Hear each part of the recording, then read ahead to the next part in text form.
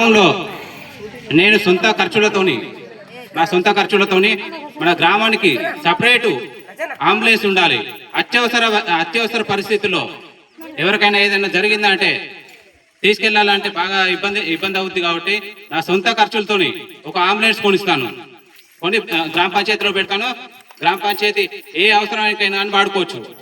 అలాగే ఇంకోటి, పందిల గ్రామంలో హమాలి కార్మికులు కావచ్చు, మన కళ్ళు గీత కార్మికులు కావచ్చు, లేదంటే తాపీ మేస్త్రి కార్మికులు,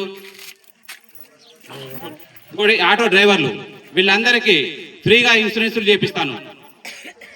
ఏదన్నా ఇన్సిడెంట్ జరిగిందంటే దానికి వాళ్లకు 10 లక్షల వరకు బీమా వస్తుంది. అలాగే ఏదన్నా ఇంట్లో ఎవరైనా పిల్లలు పుడితే 30,000, లేదంటే పెళ్ళిళ్ళు అయితే 50,000 అట్లా వస్తుంది. దాని గురించి ఇన్సూరెన్స్ చేపిస్తాను. నా సొంత ఖర్చులతోనే చేపిస్తాను అది కూడా. అలాగే విద్యార్థులకు కంప్యూటర్ శిక్షణా కేంద్రం, మన గ్రామంలో కంప్యూటర్ శిక్షణా కేంద్రం ఏర్పాటు చేసి యువత కోసం ఇది పనిచేస్తుందని చెప్పి ఈ సందర్భంగా తెలియజేస్తున్నాను. అలాగే లైబ్రరీ, చదువుకోవడానికి అక్కడ ఇబ్బంది అవుతుందని చెప్పి ఇదే గ్రామంలో లైబ్రరీ ఏర్పాటు చేస్తాను. ఇది కూడా నా సొంత ఖర్చులతోనే ఏర్పాటు చేస్తాను. అలాగే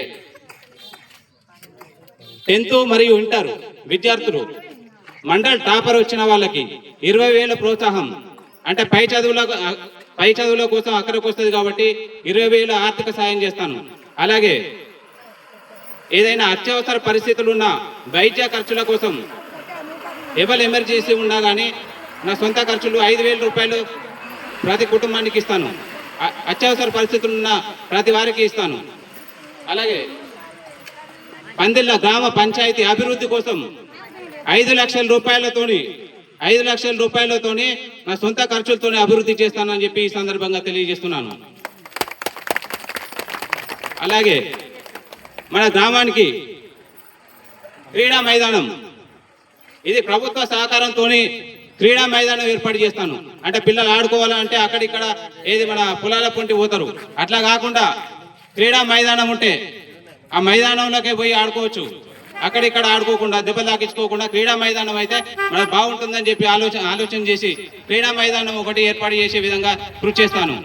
అలాగే ఏదైనా శుభకార్యాలు అయితే బయట ఫంక్షన్ హాల్లోకి పోతే 30,000, 50,000 తీసుకుంటారు.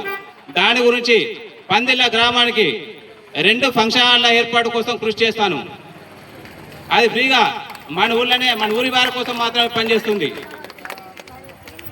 అలాగే మహిళల కోసం ఉచిత గ్యాస్ కనెక్షన్లు, గ్యాస్ కనెక్షన్ లేని వారికి ఉచిత గ్యాస్ కనెక్షన్లు ఉజ్వల యోజన కింద ఇప్పిస్తానని చెప్పి ఈ సందర్భంగా తెలియజేస్తున్నాను.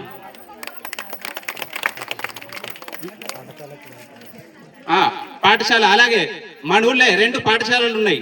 అది ప్రైమరీ 5వ తరగతి వరకే, పందుల స్టే మీద అయినా లేదంటే ఊళ్ళో అయినా కానీ 5వ తరగతి వరకే ఉంది.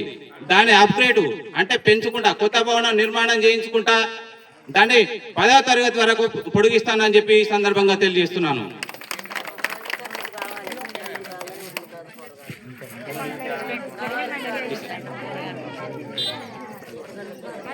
ఈ హామీలతో అందరూ నన్ను ఆశీర్వదించగలరని చెప్పి ఈ సందర్భంగా నేను తెలియజేస్తున్నాను.